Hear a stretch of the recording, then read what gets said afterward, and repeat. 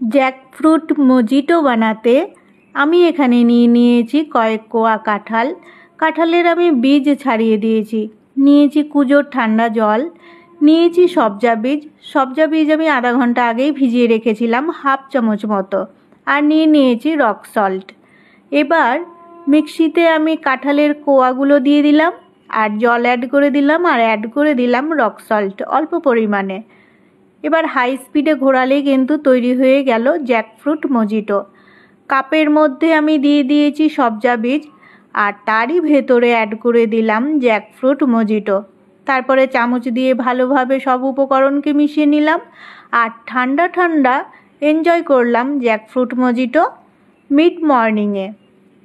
এই জ্যাকফ্রুট মজিটো খেতে ভীষণ হেলদি, টেস্টি এবং ওয়েট লসে কিন্তু ভীষণই হেল্পফুল, কারণ কাঁঠাল ফাইবার রিচ আর এটি পেট ভরিয়ে রাখে অনেক সময়। আর যেহেতু এতে অ্যাড করে দিয়েছি সবজা বীজ, তাই সবজা বীজ শরীরকে ঠান্ডাও রাখে, ওয়েট লসেও হেল্প করে। এইভাবে আপনারাও ঘরে বানিয়ে নেবেন হেলদি টেস্টি জ্যাকফ্রুট মজিটো আর এনজয় করবেন মিড মর্নিংয়ে। আমার এই রেসিপি ভালো লাগলে লাইক দেবেন, কমেন্ট করবেন আর শেয়ার করে দেবেন বন্ধুদের সাথে।